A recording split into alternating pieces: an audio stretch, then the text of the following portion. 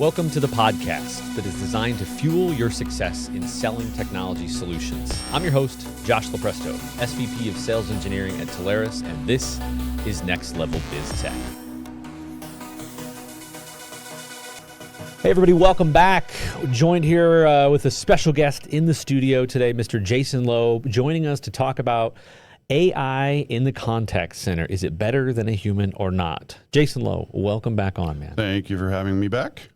Exciting stuff. And today we're talking about, what's really front of mind. It's AI, it's the contact center, there's Copilot, there's all these cool things that we're going to get to. No spoiler alerts. But your role here at Telarus obviously is the solution architect over the CCaaS practice. So we're going to get some exciting point of views, I think, from your perspective. Excited to do that today. Okay, so I assume that everybody watches every episode, but in the event that there is one person that maybe didn't, talk to us a little bit about, how did you get started in your tech career? Have you always been in tech? How did you make it here? Well, when I was a kid, I really got in. This is when I'm that old, yes. Well, when I was a kid, personal computers were just starting to be a thing. And so I really got into them and got into doing all sorts of fun stuff. Right out of high school, I went into a very technical type role and ended up progressing to a role where I wrote code for like a decade. And then I went through some educational changes to make myself a little more qualified to get into some better positions, and progressed and finally got a role at what is now called NICE CX1. But when I joined the company, it was called UCN back in 2008. Yeah. So I was there for about a decade. I spent a little time at another company called TalkDesk and, another stop here, there, until I finally came to Telarus. I love it. So I want to hit you with a little bit of a curveball here. Oh, dear. Flashback, because I've also heard that you have been a DJ, you have been in a band. Fill us in on that, but more importantly, why am I asking that? Because I think it relates. Anything that you've learned along that way that has helped you in this space? Okay. I came from a musical family, had a mom that was an opera singer, had a dad that was a guitarist, songwriter, and so I just music has been a part of my life all my life. So when I was a kid, just moved to Utah, there was this dance club called The Ritz. It was a big red bowling pin on State Street. It was right there. Yes. And it was a new wave dance club for 16 and older, and I happened to wander in when I was 16, and by the end of my 16th year, I believe, I had gone up to the owner and said, hey, when are you going to let me DJ? And he goes, how about next week? Because someone had just quit. So I just became a DJ, and I DJ'd there for a number of years. My music career, I had a song on the radio locally in Utah for like a year, but didn't really do anything more with it. Got back into other musical projects. And then back in 2009, 2010, with the advent of Facebook, started doing some more DJing, and now I DJ on a regular basis, so it's a lot of fun. Spent lots of time on stage playing a bass guitar, singing, playing piano for a country band even for a while. And what did I learn? Goodness gracious. How about comfort in front of people, presenting, being able to wing it on the fly, but also probably attention to detail and precision, because you can't exactly make stuff up when you're on stage. You do have to practice, and you have to be ready to go. There's been plenty of times when I wasn't ready to go, and it was very tough. Yeah. So, yeah. Love it. And the first thing I got out of that, too, is opportunistic. I mean, if that other person hadn't shown, or if you were still presented with the opportunity and you said, I'm scared. No. Who knows what would it ever gotten to where you got? You know me, I'm a big baseball fan. You miss every pitch you don't swing at, so there we go. Take your swings. Love it. Love the background stuff. Okay. So CX, customer experience. This is not new, but the channels have evolved. Obviously, it's about the experience. It's about the customer experience. So talk to us about how has the customer experience evolved from what it was years ago? Well, customer experience wasn't really much of a focus, at least initially. I mean, you just had people that were calling in looking for help, and it was kind of this necessary evil for a lot of companies. And then people started to try and differentiate themselves. Companies started trying to differentiate themselves most recently within the last 5 or 10 years by providing a much better customer experience. Now, that's when it became generally adopted. We all know that there are examples of companies that had great customer experience focus for a lot of years before then. Everybody knows the Nordstrom story and returning a set of tires, that sort of a thing.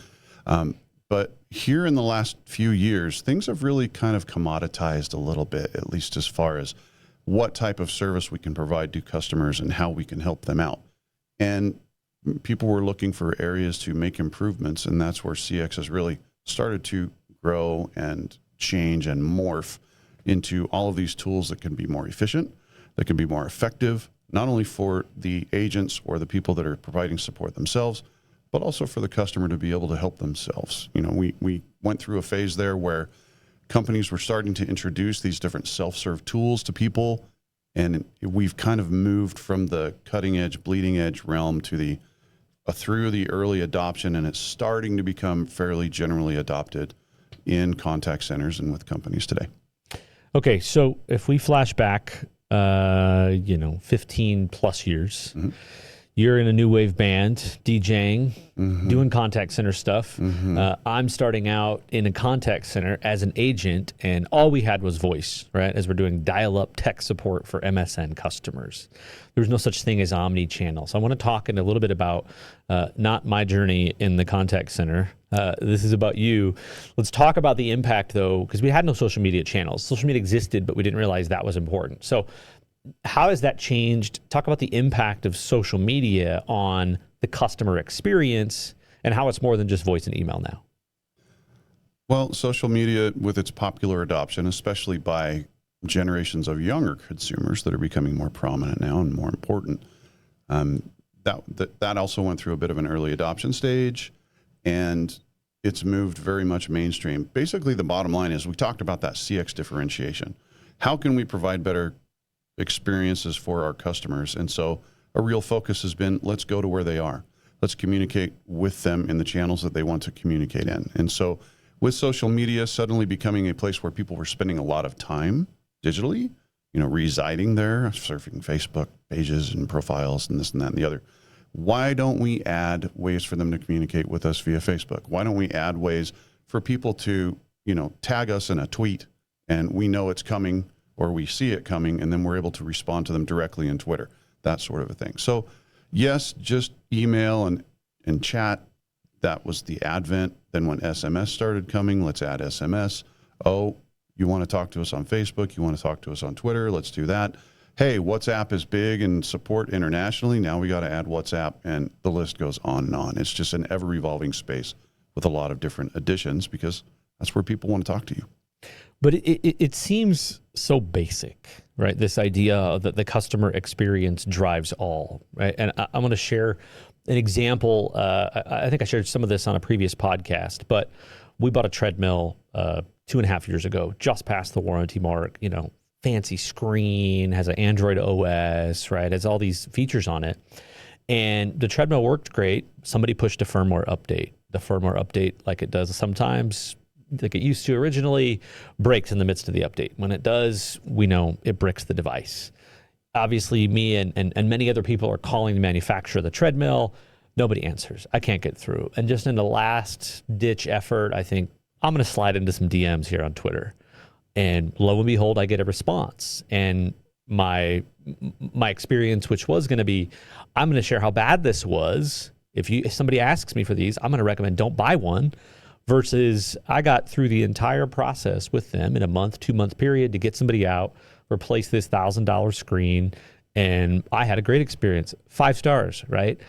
That seems so basic because now all I want to do is brag to people about how great their support was. And, it's like buying something from Costco, which everybody should buy everything from Costco, but that's a different story. So, but why? I mean, we're going to talk about AI here in a second, but why is that not just such a basic fundamental understanding? Why do so many businesses struggle with this? That's a fair question. I think that the businesses that it's important to maybe struggle a little bit less because they're able to visibly see the impact that it has on their bottom line. And they're also looking around at their competitors. They're looking and seeing what their competitors are doing. And if one person in their vertical space starts to do something a little bit different and new, and it's really benefiting them and customers are moving over to them, then they might say, oh crap, we got to get back on board and we got to do that as well. Why do they struggle initially? I think it's just, you have people that are in charge that are used to the old channels and really aren't as adept or as adoptive of new technologies. Now, I'm old. Okay, I'm old.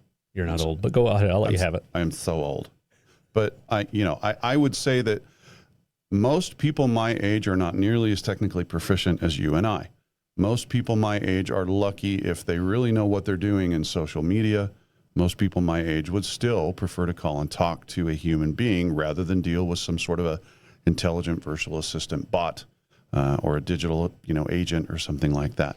They just want to talk to a human being. And so that's what their focus is. This is not something that is exempt from people that are in executive and leadership positions in different companies. They just don't think about it because it's not front of mind, because it's not the way that they're used to living their life.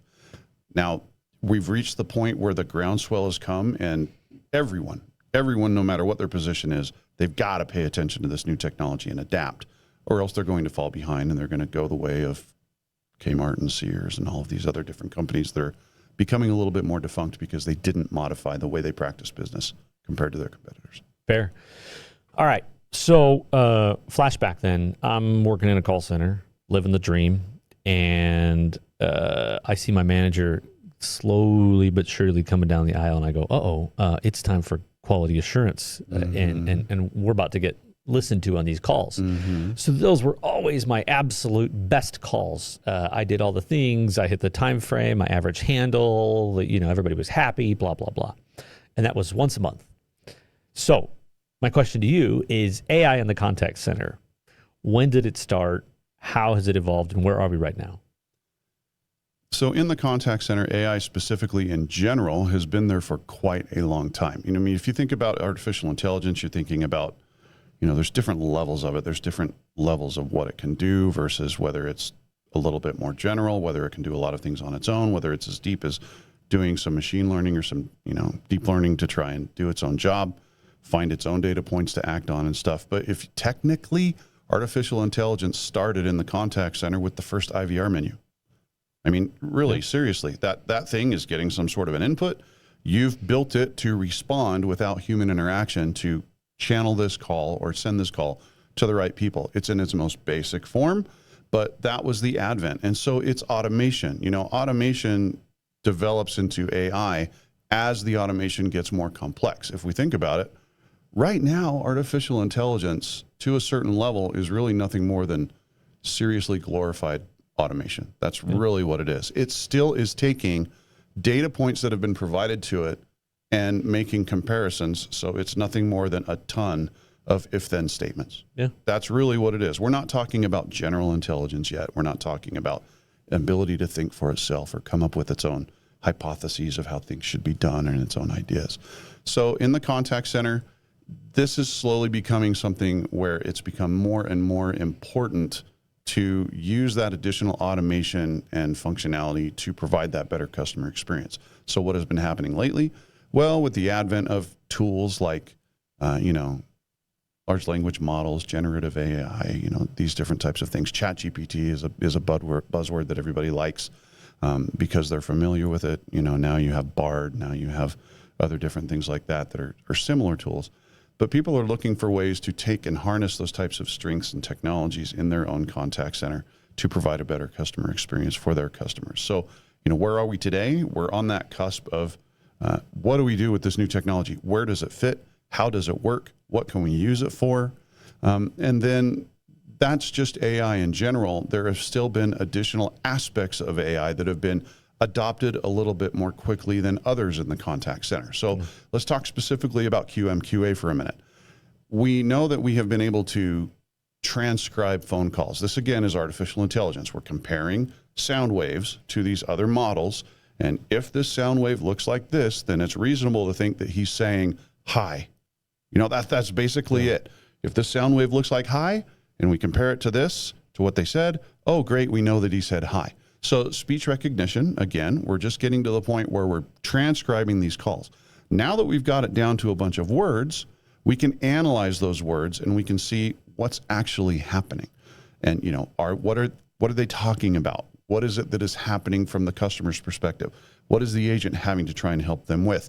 Now we can take it a step further and we can say, well, is the agent saying certain things that they should be saying on the call?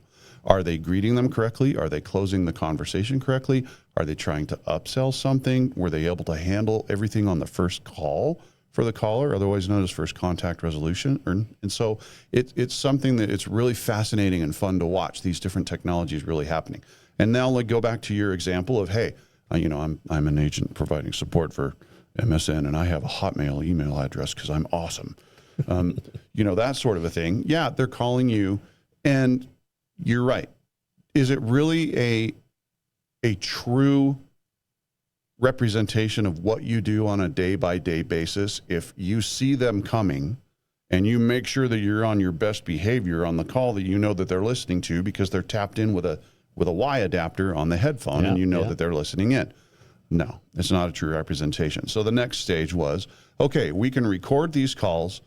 We can record as many of these calls as we want, and now we're going to have somebody that's not sitting next to the agent just take a random sampling of these phone calls and listen to how this agent is doing. And now we're observing the agent in the wild. We're really seeing how they do their job on a daily basis.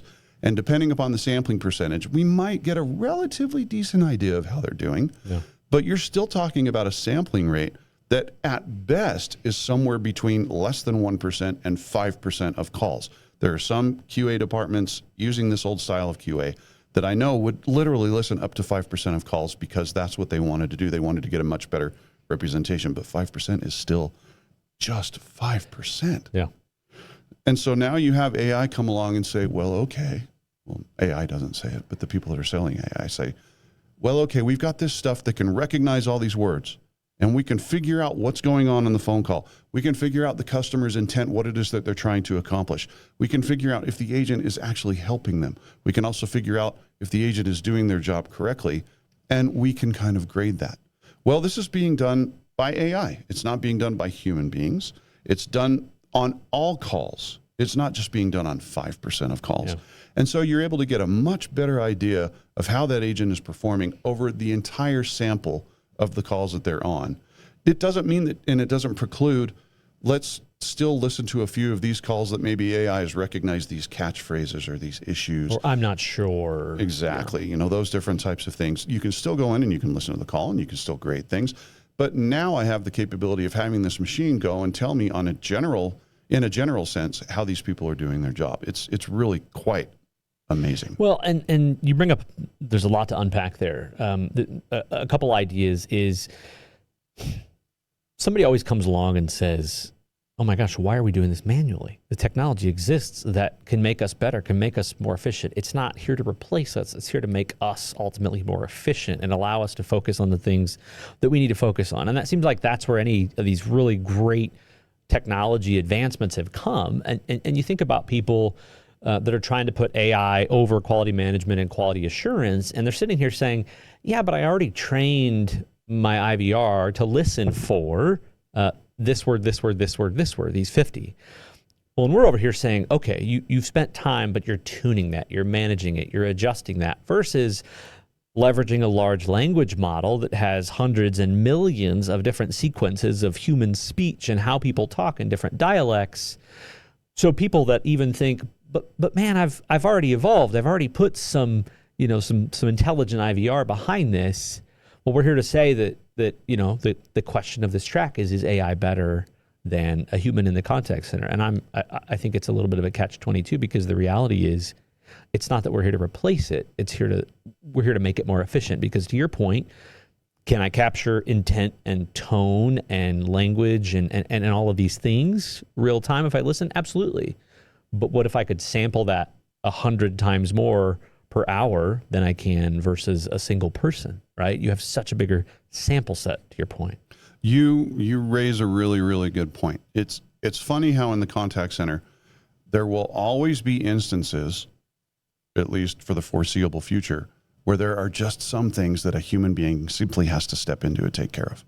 There's never going to be a system set up, at least again for the foreseeable future, where every situation can be handled by artificial intelligence. Every situation can be handled by automation. Every situation can be handled by some sort of a self-service portal or self-service capability.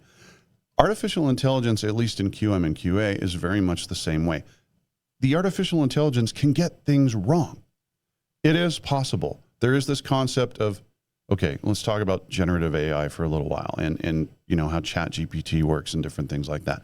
There's this concept of hallucination where these artificial intelligence LLMs are misinterpreting what is being said to them or misapplying what is being said to what they go and search for and how to respond to these different things. And they're saying things that are completely off the wall or wrong or that don't fit. And you can make generative AI engines hallucinate if you try hard enough. Now, does that mean that AI is not good at what it does? No, absolutely not. AI can be really good at what it does, but there are certain instances where it can definitely be wrong. And this is kind of the same analogy to, all right, can all calls be handled by automation? No. You still have to step in and have a human do things every once in a while. Can all QA gradings of calls be done by artificial intelligence and that's it? No.